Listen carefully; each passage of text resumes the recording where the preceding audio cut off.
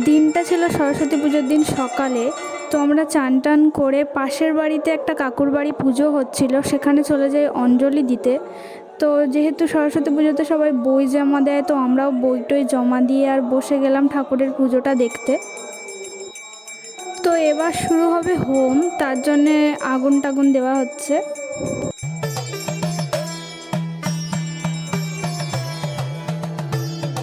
তো যেহেতু এবছরে কোথাও যাব না, তো তাই শাড়িটা পরে সিম্পল সাটল কিছু মেকআপ করে আর চলে গেছিলাম অঞ্জলিটা দিতে।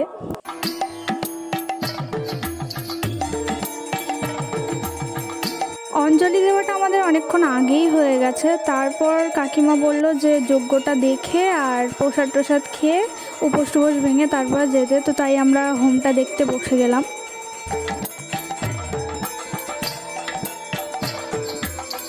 তো এখানে মাকে বরণ করার পর পঞ্চপ্রদীপ সবাইকে একটুখানি আশীর্বাদ নেওয়ার জন্য দেওয়া হচ্ছিল। তো এখানে কাকিমা আমার হাতে দিল, আমি সেটা সবাইকে, আমার পিছনে বৌদিরা ছিল তাদেরকে দিয়ে দিলাম।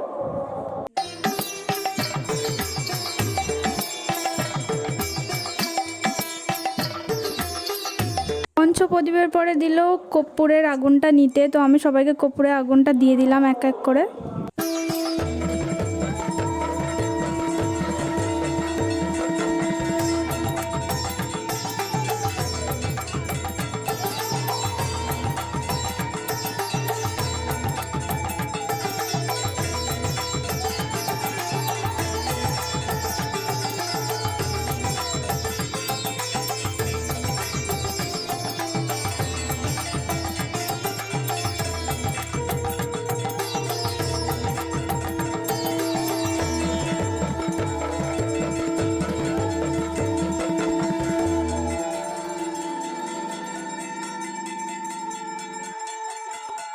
আর ইনি হচ্ছেন ছোট সরস্বতী। সারা বছর শাড়ি পরবো শাড়ি পরবো বলে পাগল করে দেয়। আগের বছর আমার শাড়ি পরেছিল, এবারে ওর খুশি শাড়ি কিনে দিয়েছে।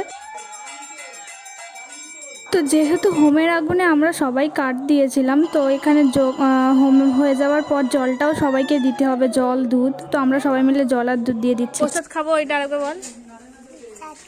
আর এটা হচ্ছে আমার বুনুর প্রসাদ। তো বৌদিরা বলছে যে সরস্বতী পুজোয় শাড়ি পরেছে, চলো এমনি রাস্তা থেকে কোথাও ছবি তুলে আসি। তো এখানে এক জায়গায় একটা স্কুলের সামনে লজ্জাপতি গাছ ছিল, তো সেই গাছে হাত দিয়ে দেখছিলাম যে কেমন হচ্ছে। তো দেখো একবার হাত দিতে সব পাতাগুলো একেবারে গুটিয়ে গেছে।